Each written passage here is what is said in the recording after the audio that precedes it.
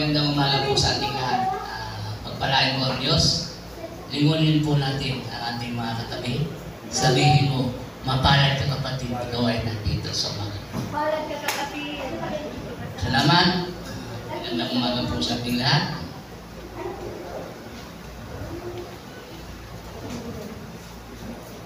Welcome sa ating mga kapatid na bago. Welcome po. Ngayon ay bisita ka. Sa susunod, kapamilya ka na namin. Thank you, Lord. So, bagang ito. So, bago po ako ay mag-umpisa, tayo po ay mag-umpisa sa pala namin. Samahan na po. Ama namin Diyos na makapangyarihan sa lahat. Salamat, Panginoon, sa umaga nito na magandang panahon ay pinagkaloob sa amin. Salamat, Panginoon. Lalo-lalo na, Panginoon, sa aming mga kapatiran na papunta pa lamang mo, Diyos. Ikaw, Lord, ang magbigay ng pangyapak, Panginoon. Rating sila, Panginoon, dito. Samahan mo, Panginoon. Gabayan mo sila. Makarating dito ng safety, Panginoon. Salamat din, Panginoon. Lalo-lalo sa akin, Ama. Ako nung nabahagi ng salita. Itago mo ko sa iyo, Nicolan, Panginoon. Wala akong magagawa, Lord, kung wala ikaw. Kaya, Lord, tulungan mo ako, Panginoon. Yung ipahayag ko ng tama ang iyong banal na salita. Salamat. Tuloy na balik ko sa pag-ulit. Salamat sa ating buhay na Diyos. Amen. Magandang umaga po ulit sa ating lahat. Aking pang-apat na mata. Welcome po ulit. Samahan po ako ninyo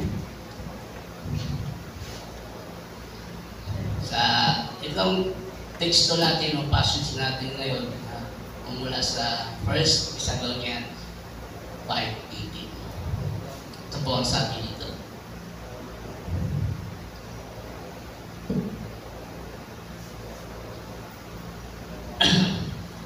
Ang sabi po dito, give thanks in all circumstances, for this is the will of God in Jesus Christ for you. Para sa atin po ang mensahe na ito. Kaya ang sabi dito, all give thanks. So, hindi po walang tayo ay nagpapasalamat sa kabutihan na ginagawa sa atin ng Panginoon, kundi in good time or bad times, tayo po ay magpasalamat. Dahil ang bad times, kasi kung lagi po ang good times, minsan nakakalimot tayo sa Panginoon. Hindi tayo nakakatawag, hindi tayo nagpapasalamat. Mapalad tayo nandito ngayon kasi umaga pa lang pag-ising natin, tayo po ay nagpapasalamat sa Diyos dahil tayo nag-ising.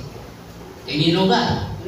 O sino? Lahat tayo siguro dito nagpapasalamat sa pag-ising natin. Magandang panahon, maganda yung gising natin, maganda yung tulog natin. So before tayo natulog, tayo po ay nananalangin, nagpasalamat sa Diyos sa buong araw at tayo kanyang ginagawa yan. Diba? Ang sabi po dito, magpasalamat kayo sa lahat ng pagkakataon. Dahil ito ang kalooban ng Diyos para sa inyo, sa ating po lahat yun, na mga anak ng Diyos or believers in Jesus Christ, para sa atin ang mensahe na ito. Basahin po rin natin ito sa Psalm 118. 118 or 29. Di ba? Sabi dito, give thanks to the Lord, for He is good. His love and endurance forever. Di ba? Ito po ay nagpapalo sa atin po declaration ng pag-praise, gratitude natin sa Panginoon, gratitude to God. Tayo po ay nagpapasalamat dahil ang Diyos ang nagbibigay ng lahat ng bagay. Okay? Ang topic po natin ngayon, mahalaga ang magpasalamat sa Diyos. Bakit po mahalaga ang magpasalamat sa Diyos? First point natin, 3 points po natin pag-ano ngayon. Magpapakita ito ng pagpapakilala sa Diyos na kanya ang lahat ng bagay na ating mga natatanggap. So wala tayo. Sa Kanya lahat. So dapat natin pasalamatan ng Panginoon dahil sa Kanya ang lahat ng bagay. Lahat ng bagay dahil siya ang nagtitibay ng hangin, ginhawa natin, paningin natin, pangyapak natin. Siyempre, kung mayroon kang sapatos, nakakabili ka, blessing yan, binigyan ka ng Panginoon. Para hindi ka matinik. Ika nga. Lahat ng ating nagamit, lahat ng ating, wala tayong kahit isa. Kung hindi sa Diyos, dapat natin pasalamatan. Lahat ng bagay, kung negative man yan, positive man yan, dahil ang negative, ang siyang naghuhubog sa atin kung tayo tumawag sa Diyos. Dahil pa, laging positive blessing, laging positive yung natanggap natin. Tayo po, bilang tao, nakakalimot tayo tumawag sa Diyos dahil sagana ka sa blessing. Pero, kung binigyan ka ng Panginoon ng struggle, doon ka lumalapit. Lord, tulungan mo ako. Yun, magpapasalamat mo sa Panginoon dahil binigyan ka ng upang ikaw ay ito upang ikaw ay tumawag sa Kanya, upang hindi ikaw nakalimot. Dahil bilang tao, nakakalimot ko minsan tayo. Iminuba, nakakalimot tayo. Hindi ko, inaamin ko, nakakalimot ko minsan ako. Pero dahil binigyan ng Panginoon, binigyan ako ng Panginoon ng struggle sa buhay, doon ako tumibay. Pagpatatag, huwag tayong mag-question sa Panginoon. Kung minsan, nag-question natin ng Panginoon, Lord, bakit nangyari sa akin? Pero hindi natin alam. Yung pala ay pagtuwid sa bawat isa sa atin. Amen o ba? Pagpakan natin ang buhay na Diyos. Pangalawa, pagpapakita ito ng respeto na siya ang sagana sa pagpapala. Ibig sabihin, pagsagana, siya ang source ng lahat. Tandaan po natin mga kapatid, siya ang source ng lahat ng bagay. Ibig sabihin sagana, source of love. Siya ang source of joy. Source ng ano yung natatanggap natin sa bahay natin. Siya ang source niya. Wala tayong source. Kahit sa paningin ng Diyos, kahit sa ano, wala tayo. Dahil sinilang tayo, naked, hubad tayo lahat. Di ba? So wala tayong dala, kundi Diyos ang nagbibigay. Dahil pag luwad pa lang sa atin, pasalamat tayo, naliliwag tayo, nakalangat tayo ng hangin. Kasi hindi lahat ng hindi lahat ay nakakasurvive. Mapahalag tayo dahil nakita natin ang mundo. Ano ang hugis ng mundo? Tayo ay magpapasalamat sa Diyos dahil ang kanyang pagbibigay sa atin ng buhay ay isang precious yan. Precious. Di ba? Pag nagkasakit tayo, Lord, tulungan mo ako na ako'y mabuhay. O, ngayon binuhay ka ng Panginoon. Nakakalimot ka sa kanyang ginawa. Ang tao makakalimutin, pero ang Diyos ay nakakalimutin. Kung anong kanyang pangako, ito, tutuparin niya yung pangako. Di ba ang sabi nung pag pinagkatiwalaan ka sa maliit na bagay, pagkakatiwalaan ka sa malaking bagay. Yun ang ng Panginoon. Kaya nga ang blessing, binibigay ng Diyos sa kanyang katiwala. Di ba? Binibigay ng Diyos sa kanyang katiwala. Pero huwag tayong makalimot. Ang binigay sa atin na blessing, ipamahagi natin. Dahil hindi atin yan. Binigyan ka lang ng pinagkaya ng katiwala. Pinagkatiwalaan ka lang.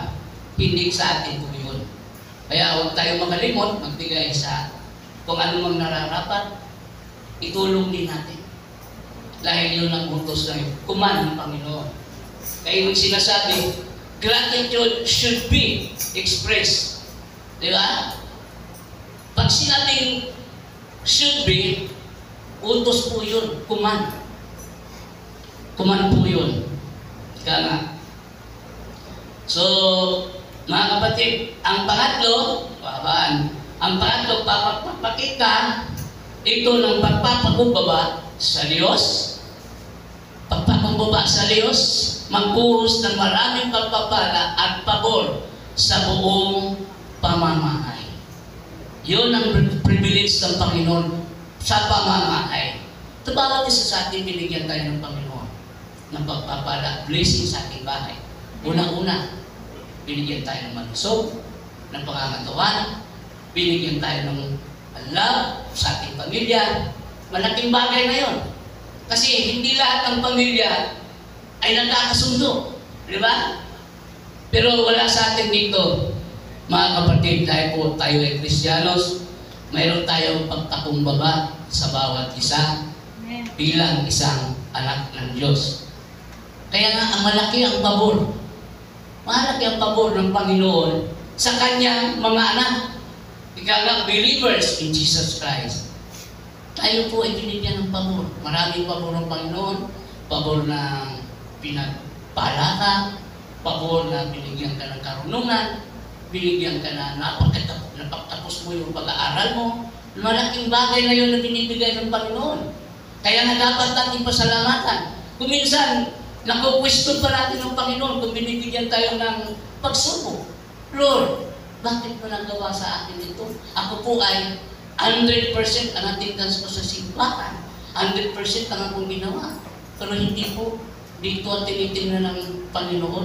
Kung ikaw ay nagbigay, napilitan ka lang, paano yung puso mo? Kitang-kita ng Panginoon lang may tago sa Diyos. Amen ba?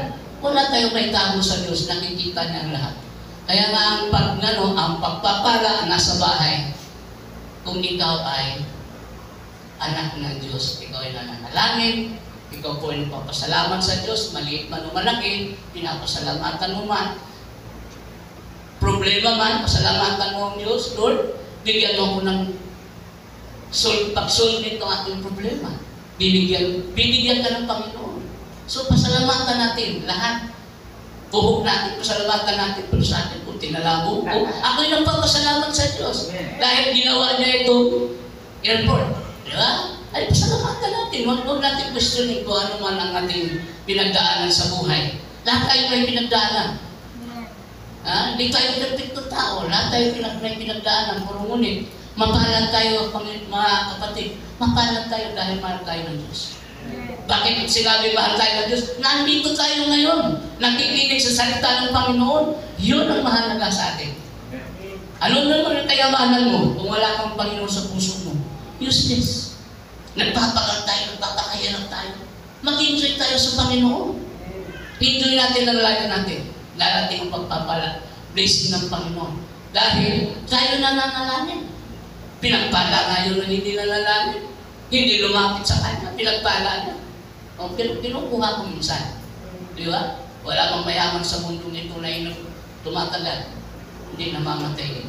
Mayroon ba sila nagala? Wala. Pero ang pag-ibig ng Diyos, kung lumapit ka sa Diyos, mayroon ka man, hindi lang sa material na bagay, hindi lang pera, pinagsabi na blessing. Blessing natin lahat, dahil buhay tayo. Yun ang mahalagang blessing. Hindi sa pera ang sukatan. Kundi, enjoy. Sabi, joy. Enjoy natin. Kasi siya ang source ng lahat. Source of joy. Source of love. Kaya, pasalamatan natin ang Panginoon. Ito po ay, ano po natin itong verse 3. Ano natin yung kwento sa Lucas 5:3-9. Sumakay siya sa isa sa mga ito. Isa sa mga ito na pag-aari ni Simon. Ito po ang Panginoong Jesus. Hiniling niya ito na ilayo ng kaunti ang bangka mula sa baybayin. Naupo siya sa bangka at nangaral sa mga tao. So, ibig sabihin, ang Panginoon nangangaral para sa atin. Sino pinangangaralan ng Panginoon? Kundi ang tao. Human. Yun din daw. Kundi ay human. Di ba? Ang tinatawag dito, di ba? Pang-apat. Pagkatapos niyang mangaral, sinabi niya kay Simon, pumalaot kayo at ihulog ang lambat. Di ba? Ihulog ang mga lambat. So kung sa tao pa, siyempre kung tayo ay mag-iisda, galing na tayo doon sa bahuran na yan. Sinong nakapangisda dito? Ako nakapangisda ako. Naglalakot din ako. Kaya ang sabi, kung tayo bahuran na yan, palagay natin for example, bahuran ng dumarat, galing ka na dyan, wala kang nakuha magdamag. Kasi yung pamana sa akin noon, wala akong nakuha. Isipin, sinabihan ka ng ano, bumalik na doon at ihulog mo yung lambat mo. Kasabihin mo na, ay, galing na ako doon. Sa isip mo lang ha, dahil ikaw ay mangingisda. Ituloy natin sa 5. Sumagot si Simon, Guro, magdamag po kami ng pagod, ngunit wala kaming nahuli. Ngunit nasubali doon. Ngunit, dahil sinabi ninyo, ihuhulog ko ang lambat.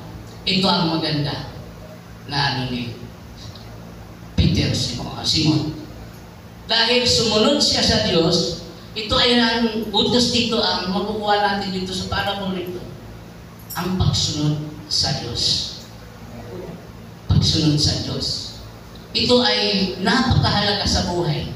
Bilang isang Kristiyano, bilang anak ng Diyos, ang pagsunod sa Diyos. Inuutos po dito, kuman po ito. Hindi po sinabi ka lang na ano, kuman po ito. Ihulog ninyo.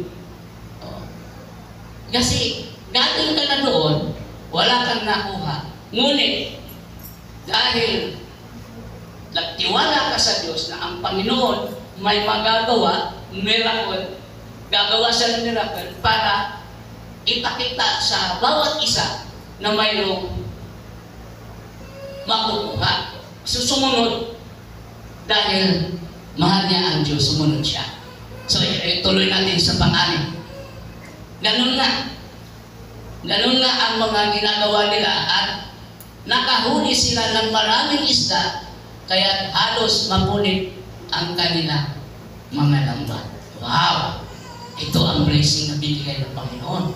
Dahil sumunod si Simon sa kanyang utos. Kung sa atin yun, hindi na tayo sa taong aspekto ng pag-iisip natin, bakit ito susunod? Galing na ako dyan. Di ba?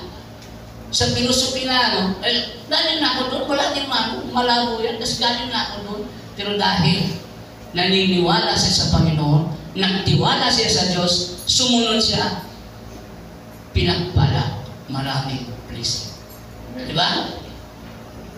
Maraming ang gano'n na ito, pag-aaralan natin ito, napaka-ganda ng mensahe, ang pagsunod sa Diyos. Di ba? Pero, ang pagpapala, kuminsan, pag nasubrahan ng blessing, lagi tayong nakakalimot. Di ba?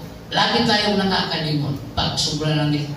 Kumbaga, masama rin sa tao kung sobra ang blessing dahil nakakalimot siya magpasalamat sa Diyos. Nakakalimot siya sa mga kapitbahay. Nakakalimot siya sa mga kamang-anak. Nakakalimutan. Kumbaga sa amin, sa Bisaya pa, timberado na ang liog, hindi na marunong lumingon kung saan siya galing. Yun ang mentality ng tao. Pero sa panahon ni Simon, sumunod siya kahit na galing na sila doon, pero siya ay nagtiwala sa Diyos, pinagpala ng lubos. Di ba? Susundan natin doon sa pagpito. Kinawayan nila ang kanilang mga kasamahang nasa kabilang bangka upang magpatulong. Lumapit naman ang mga ito at napuno nila ang 2 bangka. Halos lumubog ang bangka. Di ba? Ano natin dito? Dahil hindi sila selfish. Di ba? Nagpatulong sila. Binahagi nila yung supra-supra pagpapala. Dahil hindi nila kaya. Magagawa kaya natin kung tayo ay magpapera na mahalaking pera. Magagawa kaya natin yun? Bilang tao, mag-iisip ka. Pero dahil kung sumunod ka sa Diyos, kung ano ang kanyang salita, o ano ang kanyang sinasabi, at isa kuman, responsibility ng bawat isa ng kanyang mga anak na sumunod sa kanyang mga utos. That is utos ito. Utos niya, ihulog ninyo. Kung sa iba pa, hindi talaga ihulog yun dahil galing na kami doon. Sumagot pa nga si Simon, Guro, wala kaming nakuha dyan. Di ba? Pero dahil sa pagsunod sa Diyos, dahil alam niya na ang Panginoon ang magbibigay ng kaligayahan, ng blessing sa bawat isa, sumunod siya. Anong napala nila? Napakaraming huli. So, mga kapatid, hindi lang ito sa Islam, kundi mamamalakaya tayo ng kaluluwa. Ito ay paano nito? Hindi lang po ito ang parabol na ito ay hindi lang po ito sa pagbibigay, kung hindi, inutusan tayo ng Panginoon, manlambat tayo ng kaluluwa. Dahil marami pang kaluluwa na hindi pa doon sa paanan ng Panginoon. Hindi no ba? Palakpakan natin ang buhay ng Diyos. Dahil ang pag-ibig ng Diyos, hindi yan naman. Bakit tayo tinuruan ng ganito? Upang tayo ay matuto, magmahal sa kapwa.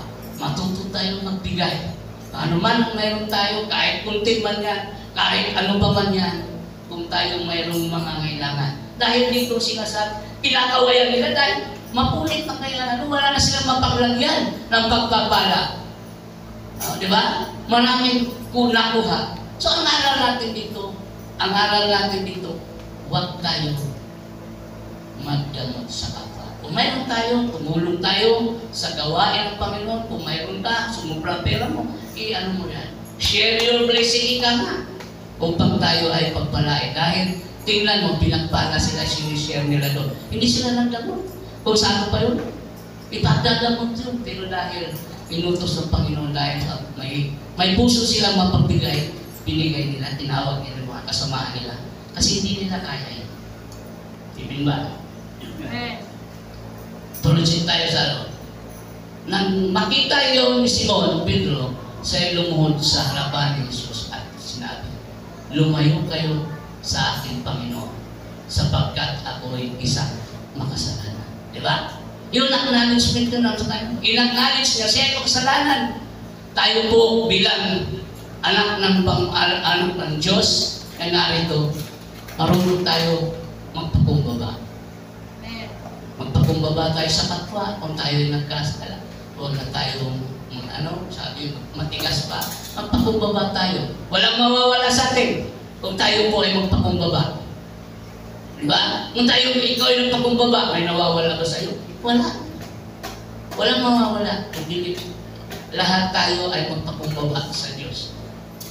Diba? Ang sinabi na, lumuhod siya, layuan mo ko Panginoon, dahil ako'y magkasalanan. In-accept tayo. Tayo kaya. Kung magkasala tayo sa ating kapwa, in-accept kaya natin na patawarin mo kung nagkasala. Hindi po. Pero bilang anak ng Diyos, tayo nagpakumbaba, i-accept natin kung anong point natin. May mali ka man o wala, humingi ka ng tawad. Walang mawawala sa'yo kung maghingi ka ng tawad. Kahit hindi mo pa kasalanan yan, isipin mo na kasalanan niya, pero pag humingi ka ng tawad, nababawasan ang galit. Di ba? Nababawasan. Ito mga itong aral na ito. Kaya tayo ay mamamalakaya kasi ang sinabi po dito sa number 9, nangingilala siya at ng kanyang mga kasama dahil sa dami ng kanilang huli. Yes, surprise sila, na-amaze sila dahil marami silang huli. Di ba? Ito ang hindi, maraming huli, na-amaze sila. Dahil galing sila doon, wala silang nakuha. Pero nang sumunod sila kay Jesus, marami na silang nakuha, marami silang nahuli. Surprise sila, nasusurprise. Dahil ang dami nilang huli, una wala silang nahuli. Kaya tayo mga kapatid, manghuli tayo ng kaluluwa. Marami pang hulihin na hindi pa natin nalambat. Itong lang parabol na lambat, hindi lang ito sa parabol ito na marami. Humayon tayo, mag-prospect tayo ng ating mga kaluluwa na gusto natin dalahin sa paanan ng Diyos upang nila ay makilala, pagmahal. Simple lang ang hinihiling ng Panginoon. Sa dami ng sagana ng blessing na binibigay sa atin, simple lang hiling ng Panginoon. Sambahin mo siya, mahalin mo siya, di ba? At ipakilala mo na ang Diyos ang tagapagligtas ng buong sanlibutan. Wala lang yung kunti lang. Kunti lang ang hinihiling ng Panginoon, hinihingi sa atin. Tayo maraming blessing na tatanggap. Pero ang hinihingi lang ng Panginoon ko, konti lang. Sambahin mo siya, tawagin mo siya, lahat ng bagay, pasalamatan mo siya, number one, pasalamatan mo ang Panginoon. Yun na lang ang hinihingi sa atin. Wala namang kriteria na hinihingi ang Panginoon na marami. Kakunti lang. Mahalin mo ang Panginoon, ipakilala mo siya sa sanlibutan na siya ay tagapagligtas ng lahat. Diba? Siya ang naglalang ng ating buhay. Malalaking bagay na yun. At tayo nakakita ng electric fan, tayo nakakita ng ilaw. Diba? Malaking binigay ng pribileyo ng Panginoon sa atin. Hinihiling lang niya, sambahin mo siya, kilalanin mo siya ng tagapagligtas. I-share yung ano ng Panginoon, yung kanyang mga salita. Nakakunti lang. Diba? Mapagod tayo dahil tayo ay tinawag ng Diyos. Mga kapatid, tayo ay nabibilan sa tinawag ng Diyos na nabibigyan ng buhay na walang hanggan, di ba? Ang laki kaya ang privilege yun. Sino kaya ang tao na bibigay sa atin ng tayo binibigyan ng kaibigan natin, binigyan ka ng 5,000. Di ba? Ano sabi mo? Thank you Lord, hindi kita makakalimutan. Sabi mo, brother, salamat, hindi kita makakalimutan. Dahil, gusto kaya? Nagbibigay sa atin ang lahat. Kaya di ba? Ano natin kalimutan ng Panginoon? Okay, ang ating application sa ngayon, magpasalamat lagi tayo sa Diyos. Sambahin ang Diyos sapagkat siya ang may-ari lahat ng bagay. Second, sagana si Lord sa lahat. Kaya mas matindi siya kung magbigay ng pagpapala. Kaya naman dapat ipakita ang respeto sa Kanya. Pangatlo, magpakumbaba tayo sa Diyos. Dahil kung wala siya, wala tayong magagawa. Tanggapin natin siya lang ang may kakayahan na para tayo ay bigyan ng maraming pabor sa ating pamumuhay. Diba? Tayo lagi binibigyan ng pabor, mga anak ng Diyos. We are the believers of Jesus Christ. Lagi tayong espesyal ang pagbibigay sa Kanya. Dahil tayo, tinatawag na espesyal. Dahil tayo, nakilala natin ang Diyos, minahal natin ang Diyos, sinasamba natin, inaawitan natin, inasayawan natin ang Panginoon. Tayo espesyal sa Kanya. So, mga kapatid, recap po lang tayo. Mahalaga ang pagpapasalamat sa Diyos. Bakit tayo magpapasalamat sa Diyos? Nagpapakita ito ng pagkilala sa Diyos na sa Kanya ang lahat ng bagay na ating mga natatanggap. Pangalawa, ipakita natin ito ng respeto na siya ang sagana na sa pagpapala. Pangatlo, pagpapakita ito ng pagpapakita sa Diyos na siya ang magbuhos ng maraming pagpapala at pabor sa buong pamamahay. Diba? So, mga kapatid, sana po mayroon tayong nakuha ng pag-aaral, pagpupulot na tayo ng aral. Huwag tayong magalimot sa Diyos. Lagi, malaki man yung maliit, negative or positive. Yun ang ng Panginoon. Utos ng Panginoon sa atin. At tayo po magpasalamat. Maraming salamat po. Magandang umaga. Ako po ay magtatapos sa panalangin. Ama namin Diyos, na mga pangyarihan sa lahat. Salamat Panginoon sa iyong paggabay sa atin ng Diyos na natapos ko Panginoon ng iyong salita. Salamat din Ama na ikaw Lord ang nagbigay sa akin ng wisdom, nagbigay ng katalinuhan, nagbibigay ng gabay at pagtubay sa bawat oras. Salamat po Diyos. Ito ay pinabalik ko. Pupunin po salamat sa ngalan ni Jesus. Amen. Amen.